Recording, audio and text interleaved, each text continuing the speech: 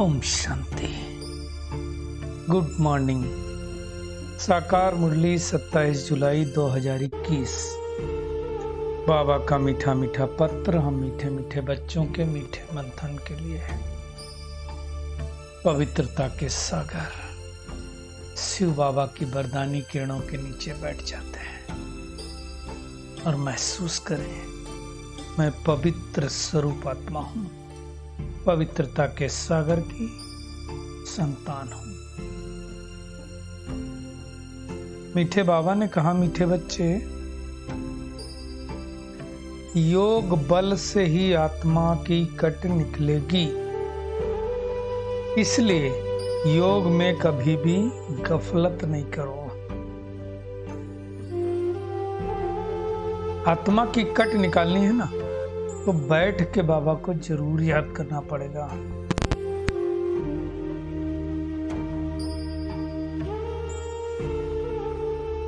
ना, बैठ के बाबा को परमधाम में बाबा के एकाग्र स्थिति में जब बाबा को हम याद करते हैं तो कट उतरती है। इसलिए इसमें गफलत नहीं करनी है। आज का प्रश्न है, बाप ने बच्चों को बेहद का वर्षा लेने की कौन सी युक्ति बताई जिसमें माया चारों तरफ विघ्न डालती है। पूरे संसार में देखो, आज इस एक विकार की वजह से ही विघ्न पड़ते हैं। बाबा ने कहा, तुम युक्ति बचाई कि तुम ब्रह्मा कुमार कुमारियां एक बाप के बच्चे हो, आपस में क्या हो गए, ब्रदर सिस्टर, तो कभी क्रिमिनल असॉल्ट नहीं हो सकती। भाई बहन कभी विकार में नहीं जा सकते। तुम्हें शिव बाबा की मत पर चलकर बेहद का वर्षा लेना है। आज संसार में अगर सबकी ये दृष्टि हो जाए, इस सब आत्माएं, सब बहनें, किसी न किसी के तो भाई, किसी न किसी भाई की तो बहनें हैं। दृष्टि अगर आत्मिक हो जाए तो आज संसार से ये पापाचार भ्रष्टाचार खत्म हो जाए। बाबा कहते हैं, परंतु माया भी कम नहीं है ना, चारों ओर से इसमें विघ्न डालती है। ये भूल जाते हैं कि हम ब्रदर सिस्टर हैं। मंच पे कहते हैं, प्यारे भाइयों और बहनों, याद रखना है इन बातों को। एक बाप से वर्षा ले रहे हैं, गाते हैं मंदिर में जाकर, तो मात पिता हम बालक तेरे, भूल जाते हैं। तो बाबा समझा रहे हैं, कहते हैं, आज का गीत है, तुम्हें पाके हमने जहां पा लिया, ये जमी तो जमी आसमां पा लिया। परमात्मा मिल गया, सब कुछ मिल गया, लेकिन उसका अनुभव करना है, उसकी शक्तियों का अनुभव करना है। बाबा कहते, गीत का एक ही अक्षर काफी है। हम बच्चे तो जानते हैं ना कि बेहद के बाप से हमको बेहद का वर्षा मिलता है और कल्प कल्प मिलता है, एक कल्प नहीं मिलता है। पहले भी मिला था, फिर से मिला है, मिल रहा है। अभी तो कहाँ है स्वर्ग का वर्षा, अभी तो रावण का वर्षा है। रावण का वर्षा भी नहीं कहेंगे, रावण का श्राप कहो। दुनिया में श्राप से मनुष्य दुखी होते हैं और वर्षे से खुश होते हैं। श्राप वास्तव में क्या होता है? दुनिया में लोग कहते थे ना कि फला व्यक्ति श्राप दे देगा। श्राप मतलब एक आत्मा का दूसरी आत्मा के प्रति निगेटिव संकल्प क्रिएट करना। इसका बुरा हो जाए, इसका ऐसा हो जाए, ऐसे संकल्प क्रिएट करना मतलब श्राप देना। तो अब कलयुग में हर आत्मा के अंदर रावण है, मतलब 5 विकार हैं। तो हर आत्मा दूसरे के बारे में क्या सोचती है? हित की बात नहीं, अहित सोचती, तो यही श्राप हो गया और उससे लोग दुखी होते हैं। बाबा कहते हैं, बेहद के बाप, साकार बाप, प्रजापिता ब्रह्मा बगैर कोई होता नहीं है, क्योंकि निराकार पिता किस में आता है? ब्रह्मा तन में आकर के ज्ञान सुनाता है। गांधी जी को भी बापू कहते थे, परंतु तो हद का बापूजी था। ये है बेहद का बापूजी शिव बाबा। सारी वर्ल्ड का बापू जी है।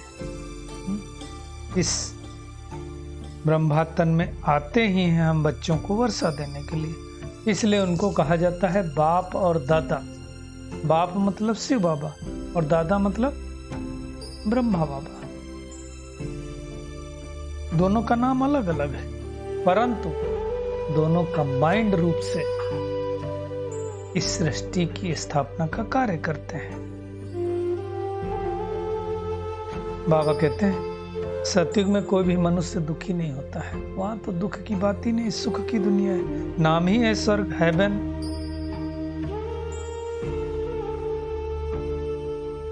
सतयुग और त्रेता युग को हेवन कहा जाता है, द्वापर और कलयुग को हेल कहा जाता है। लेकिन था ये भारत की ही बात है। बाबा कहते हैं जब लक्ष्मी नारायण के मंदिर जाओ तो क्या लगता है। अब हमको बुद्धि में आता है कि इन्होंने कैसे वर्षा लिया, दुनिया वालों को थोड़ी पता चलता कि उन्होंने कैसे वर्षा लिया। पहले तो हमको भी नहीं पता था, मंदिर में जाते थे तो ऐसे चले आते थे। अब बाबा ने बताया कि संगम युग में किससे इन्होंने पुरुषार्थ करके ये प्रारब्ध को पाया है। तो जैसे लक्ष्मी नारायण ने पाया है वैसे हमें भी पुरुषार्थ करके प्रारब्ध पानी है। कौन थे वो लक्ष्मी नारायण? उसके पहले वाले जन्म में परमात्मा जिनके तन में आए वो ब्रह्मा, और दूसरा जगदम्बा सरस्वती अर्थात मातेश्वरी, जिनको ब्रह्मा सरस्वती एडम यू भी कहते हैं। तो ब्रह्मा है तो उनके साथ क्या होगा, ब्राह्मण ब्राह्मणियां भी होंगे। ये सब समझने की बात है। बाबा कहते हैं सतयुग में लक्ष्मी नारायण की राजधानी थी, मतलब घराना था। वहां भी घराने अलग अलग, एक राजाई का घराना होगा, प्रजा का घराना होगा, साहूकार घराना होगा, सब अलग अलग होंगे। कोई ज्यादा साहूकार होंगे, कोई कम होंगे। बाबा कहते हैं लक्ष्मी नारायण के मंदिर में जाकर के ये सब बातें तुम समझा सकते हो कि कल्प पहले यही जगत अम्मा जगत पिता थे, हम उनके बच्चे, और फिर से कल्प बाद ये बच्चे बने हैं। हम भी बाबा से राजयोग सीख रहे हैं। बाबा कहते हैं अभी तुमको ज्ञान का तीसरा नेत्र मिला है। क्या वाकई मिला है? अगर हमें मिला है तो हम सृष्टि के आदि मध्य अंत को ध्यान में रख करके ही पुरुषार्थ करेंगे। अब स्थापना हो रही है देवी देवता घराने की, है ना। तो अब उस स्थापना में परमात्मा राम का सहयोगी बनना है। हर 5000 वर्ष बाद ये चक्र फिरता है। बाबा आते हैं, नई दुनिया की जब स्थापना हो जाती है तो विनाश करा देते हैं, सारे धर्म खत्म हो जाते हैं, क्योंकि सतयुग में तो एक ही धर्म होगा, आदि सनातन देवी देवता धर्म। तो मुख्य बात है बाबा को याद करना, याद कर वर्षा लेना। याद अर्थात योग बल से कट निकालना है, इसमें गफलत नहीं हो। इसलिए बाबा की मुरलियां मिलती हैं। मुरली जरूर सुननी है, क्योंकि मुरली हम नहीं सुनेंगे तब तक हमको ताकत नहीं आएगी। देखो जो जो आत्माएं मुरली में रेगुलर हुई, हमने ये पाया है कि वो आत्माएं पक्के बाबा के बच्चे बन गए हैं। इसलिए मुरली हथियार है, उसको कभी नहीं छोड़ना है।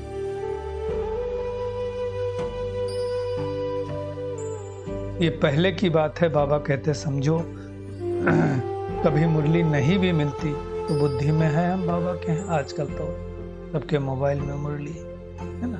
तो मुख्य बात क्या है, आत्मा जो तमो प्रधान हो गई है उसको बाबा की याद से सतो प्रधान बनना। ये महामंत्र संसार में बाबा को छोड़ के कोई नहीं बता सकता है कि याद से हम सतो प्रधान बन जाएंगे, याद से हम माला माल बन जाएंगे, है ना।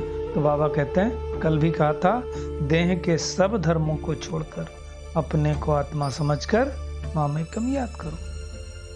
सबका गॉड फादर तो एक ही है ना, वो वही गॉड को याद करते हैं। सारी सृष्टि का वो मालिक है और वो हम बच्चों को पढ़ा रहा है। कितनी खुशी की बात है।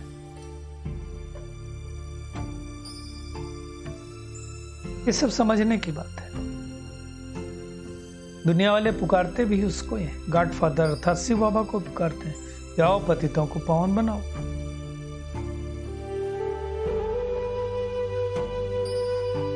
दुनिया में ज्ञान तो बहुतों को मिल जाता है, समझ भी आती है कि कलयुग अच्छा नहीं है, सतयुग अच्छा है, परंतु उस मार्ग पर चलने की शक्ति नहीं है।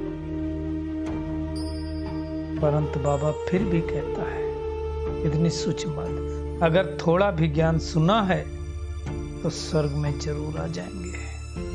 अगर किसी ने किसी को ज्ञान में भेजा है, वो भले न चले, तो बाबा कहते हैं वो चल गया तो थोड़ी दलाली मिल जाएगी। ये सब बातें बाबा ही समझाते हैं।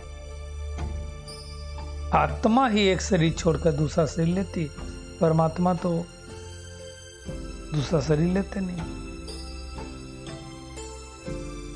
हर कल्प के संगम युग में बाबा आकर के हमें समझाते हैं। जब 84 जन्म हमारे पूरे हो जाते हैं तो बाबा आता है।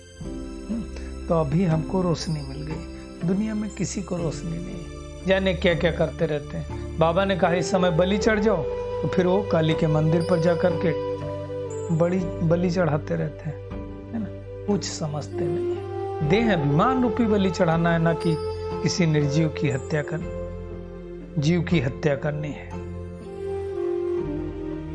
तो ये सब समझने का है। तो बाबा कहते हैं तुम संपूर्ण निर्विकारी थे, जैसे विकारी बनते हो दुख होना चालू हो जाता है।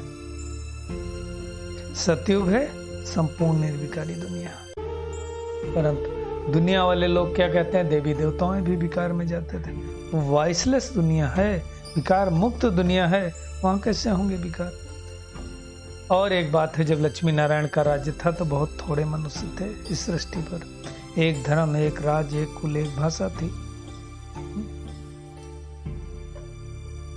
तो सतयुग में मनुष्य थोड़े, मनुष्य तो नहीं है, मनुष्य जैसे ही, लेकिन देवी देवता है, क्योंकि देवी गुण है। जमीन भी थोड़ी सी लेते हैं।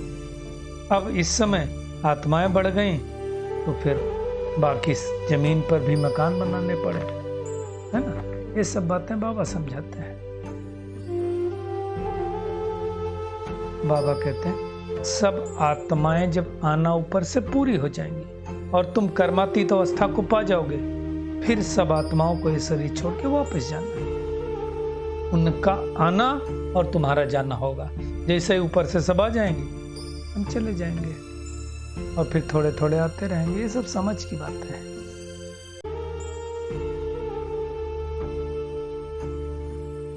पहले पहले हम जाके तो स्वर्ग में ही रहेंगे ना। तो बाबा कहते हैं ये सब विस्तार की बातें। मुख्य बात क्या है, अपने बाबुल को याद करो। प्यारा बाबुल है ना, बस मुख्य बात यह है। बाकी किसी चीज में कुछ रखा नहीं है। बाबा कहते हैं मेरा काम ही है तुमको पतित से पावन बनाना। जैसे तुम पाठधारी हो, मैं भी पाठधारी हूँ। तुम्हारा पाठ 5000 साल चलता है, मेरा पाठ आधा कल्प चलता है, उसमें भी विशेष इस संगम युग पर चलता है। बाबा ने कह दिया भल किसके पास लाख करोड़ पदम हैं, अगर कोई बीमारी आ जाए तो क्या करेंगे। तो लाख करोड़ पदम से बीमारी ठीक होगी नहीं, क्योंकि ये दुख की दुनिया है, सुख हो ही नहीं सकता। तो परमात्मा सुख की दुनिया स्थापित करते जहां बीमारी होती है। तो आज सारा दिन एक तो योग बल जमा करना है और योग बल के द्वारा आत्मा के ऊपर जो कट जमा है उसको उतारते जाना है। कर्मातीत अवस्था को प्राप्त कर वापिस अपने घर जाना है ना। इसलिए बाबा ने आज समझाया कि जब आत्माओं का आना बंद हो जाएगा तो हम सब वापिस जाएंगे और उसके लिए प्यार से अपने पिता को याद करना है। ज्ञान की रोशनी मिली है, इसलिए निश्चय बुद्धि बन करके बाबा से वर्षा लेना है। कैसे हम सतो प्रधान बने उसका ध्यान रखना है। बाबा का सुंदर वरदान, अपनी संपूर्णता के आधार पर समय को समीप लाने वाले मास्टर रचयिता भव। बाबा कहते हैं समय आपकी रचना है, आप मास्टर रचयिता हो। रचयिता रचना के आधार पर नहीं होते, रचयिता रचना को अधीन करते हैं। तो समय हमारी कौन है? रचना। तो हमारा कंट्रोल होना चाहिए, है ना, समय पर हम सब कर पाए। तो बाबा कहते इसलिए कभी नहीं सोचो कि समय आप ही संपूर्ण बना देगा। नहीं, आपको संपूर्ण बन समय को समीप लाना। समय कैसे समय संपूर्ण बनाएगा? फिर तो सजा खा के संपूर्ण बनेंगे। बाबा कहते हैं आपको संपूर्ण बन समय को समीप लाना है।